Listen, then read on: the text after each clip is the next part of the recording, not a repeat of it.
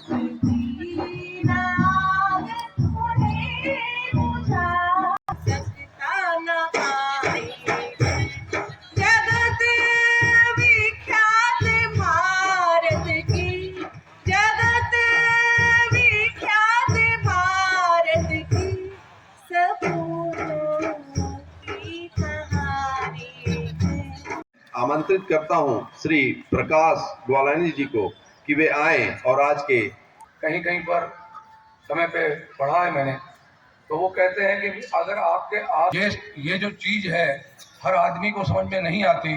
स्वामी विवेकानंद की अलग को ये जो जगाने की बात चल रही है, ये हमेशा जगते रहना चाहिए।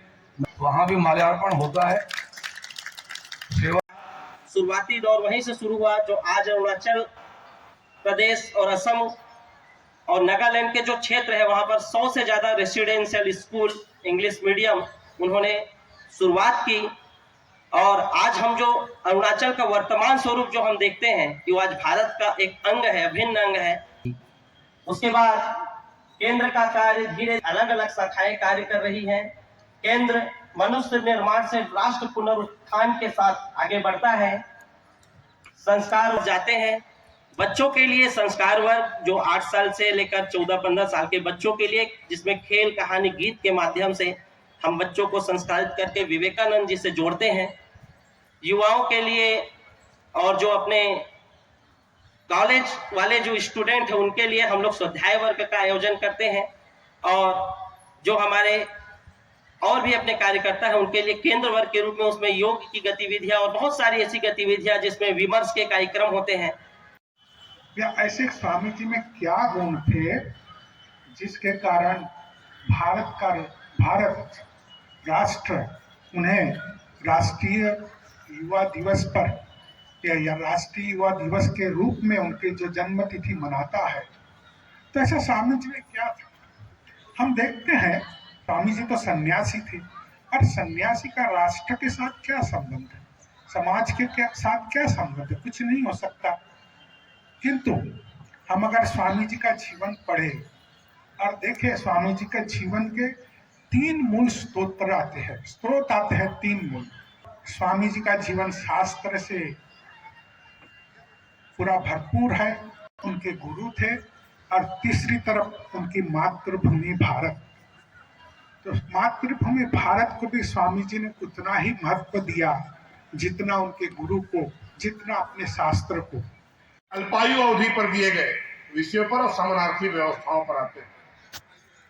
बार बार गीता का उल्लेख होता है और स्वामी विवेकानंद पर अध्ययन करने या पढ़ने की इच्छा रखते हुए आया। स्वामी विवेकानंद जी ने उनके बहुत घूर कर देखा और घूर के देखने के बाद बोला कि 6 महीने फुटबॉल खेल कर आओ। युवा बड़ा आश्चर्यचकित हुआ कि भाई फुटबॉल और गीता का क्या मानना, तो दूर दूर तक समझ में नहीं आता विषय। तो स्वामी विवेकानंद जी ने कहा कि गीता जैसा पवित्र ग्रंथ अध्ययन के बीच में अगर फुटबॉल को मैं कह रहा हूं आपको, तो इसलिए कह रहा हूं कि पहले शरीर का सौष्ठव बना के आओ, ध्यान केंद्रित खेल खेल कर आओ, और तब फिर मैं गीता पर आपसे चर्चा करूंगा। 6 महीने वो युवा स्वामी जी के कहने पर फुटबॉल खेला, अच्छे हुए तो फिर वो स्वामी जी के पास पुनः स्थापित हुआ। तो स्वामी जी ने सेंटर फॉरवर्ड खेला और गोल मारा। कितने गोल मारे उन्होंने संख्या बताई। सेनानी वो हो सकता है जो शरीर से स्वस्थ हो, मन से चित्त हो, तब वो किसी संदेश का वाहक हो सकता है। आप अगर अपने शरीर को नहीं संभाल सकते तो समाज को संभालने की जिम्मेदारी आपके अंदर अपने आप को स्वयं पैदा करनी होगी। तब आप व्यवहारिक तौर पर इस किसी उपदेश के वाहक होकर संदेश वाहक हो सकते हैं। आदरणीय प्रकाश बालानी जी, आदरणीय प्रफुल्ल शर्मा, आदरणीय डॉक्टर गोपेंद्र सिंह दीक्षित जी, आदरणीय टिकैत कौशिक जी और इस कार्यक्रम में उपस्थित शहर के सभी गणमान्य लोगों का आभार व्यक्त करता हूं कि वो अपना बहुमूल्य समय निकाल के इस कार्यक्रम में आए और अपना इस कार्यक्रम को सफल बनाने में अपना योगदान दिया। मैं 2-3 बातें विवेकानंद दर्शन के ऊपर बोलना चाहता हूं। विवेकानंद जी की बात हो और कुछ विषयों पर बात न रखी जाए तो बात अधूरी रह जाती है।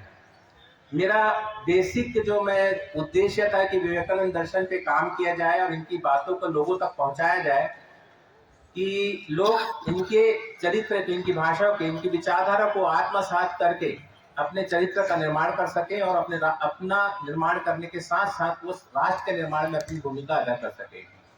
तो विवेकानंद दर्शन का प्रारंभ होता है, सबसे पहली चीज है जो है आत्मविश्वास, सेल्फ बिलीव।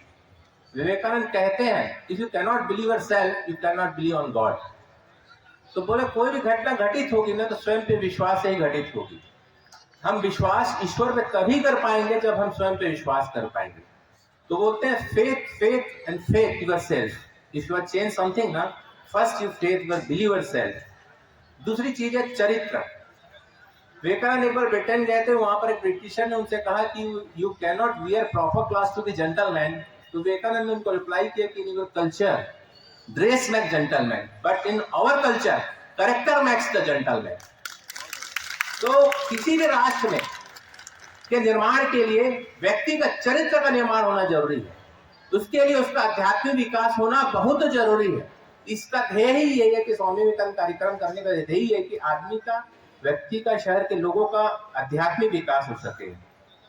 तीसरी महत्वपूर्ण चीज है कि सेवा। ईश्वर को प्राप्त करने के बहुत मार्ग बनाए गए हैं, जैसे भक्ति, ज्ञान, कर्म और ध्यान के माध्यम से हम ईश्वर को प्राप्त कर सकते हैं। और विवेकानंद दर्शन कहता है कि सेवा के मार्ग से भी हम ईश्वर को प्राप्त कर सकते हैं। वो कहते हैं नर सेवा ही नारायण सेवा है, इसका विशेष ध्यान रखें। वो कहते हैं कि हम किसी को कुछ करने जाते हैं किसी के लिए, तो हमेशा ये सोचे कि हम शिव आत्मा, शिव के अंश की सेवा कर रहे हैं, तो हम उस कार्य को बहुत अच्छे से कर पाएंगे। एक और महत्वपूर्ण चीज है त्याग, कि बिना त्याग के कोई महान कार्य और बड़ा कार्य संपन्न नहीं हो सकता है। तो विवेकानंद कहते हैं कि हम अपने अवगुणों का त्याग करेंगे तो हमारा निर्माण होगा, और जब हम अपने स्वार्थ का त्याग करेंगे तो राष्ट्र का निर्माण में अपनी भूमिका अदा कर पाएंगे। और वह कहते हैं कि शिक्षा का मूलभूत उद्देश्य यह नहीं होना चाहिए कि शिक्षा से लोग सिर्फ धन अर्जन कर सके। शिक्षा का मूलभूत उद्देश्य यह होना चाहिए कि व्यक्ति के चरित्र का निर्माण हो, बुद्धि का विकास हो, मन की शक्ति बढ़े, वो अपने पैरों पे खड़ा हो सके, राष्ट्र, समाज के निर्माण में अपनी भूमिका को अदा कर सके। वो युवाओं से आह्वान करते हैं कि वो चेतना संपन्न बने, विवेकशील बने, संयमशील बने और ऊर्जावान, साहसी और निर्भीक बने और विनम्र बने। युवाओं से आह्वान करते कि वो 3 चीजों से बचे, नशे से, नकारात्मकता से और निष्क्रियता से। ये जो विवेकानंद स्मारक है, जो उसकी स्थापना हुई 1972 में, इनका कार्य जो था बहुत कठिन था। एकनाथ राणे जी का, जैसे देख रहे हैं आप, छोटे स्वर्गीय श्री एकनाथ राणे जी ने इसकी स्थापना की, जिनको एक सिंगल इंसान को एक दायित्व दिया गया कि ये करना है, और उन्हें कर दिखाया अकेले। वो भी कहाँ, तमिलनाडु में, पूरे विरोध के बाद। वैसे ही बिलासपुर में जब विवेकानंद कन्याकुमारी की बिलासपुर शाखा प्रारंभ हुई, तो एक आदमी आए थे महाराष्ट्र से, कुलदीप भैया, वो हमसे मिलने आए। तो हमको बड़ा आश्चर्य हुआ कि एक आदमी आया है कुछ नया कार्य स्थापित करने के लिए। और आज बिलासपुर में विवेकानंद केंद्र का कार्य जो कार्य है बहुत बड़े लेवल पर बढ़ गया है। उस पर ये 2 पंक्तियां बोल के अटल जी की अपनी बात को मैं समाप्त करता